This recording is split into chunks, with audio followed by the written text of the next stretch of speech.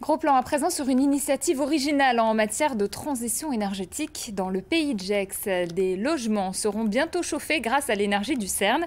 Les activités du laboratoire européen pour la physique des particules dégagent de la chaleur et c'est notamment un nouveau quartier de Ferney-Voltaire qui va en profiter. Franck Grasso, Marine Zamit.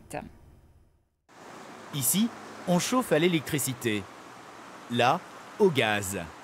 Les futurs bâtiments de ce chantier seront, eux, chauffés à l'accélérateur de particules ou grâce à d'autres installations du CERN. L'Organisation européenne pour la recherche nucléaire ne manque pas de machines tout aussi impressionnantes les unes que les autres, où la chaleur est reine. Bienvenue dans le nouveau bâtiment de récupération de chaleur du CERN. Voilà. En fait, c'est l'eau utilisée pour le refroidissement du CERN qui va chauffer les voisins.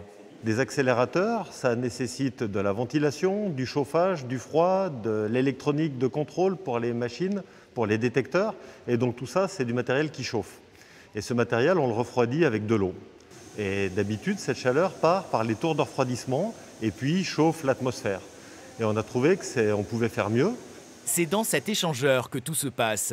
L'eau arrive à 30 degrés et à travers une plaque, sans contact direct, elle va faire monter la température du réseau de chauffage de la ville. Les canalisations vont ensuite courir les champs sur 2 km jusqu'au logement. Entre-temps, la géothermie fera encore gagner quelques degrés. C'est l'agglomération du Pays de Gex qui chapeaute le projet.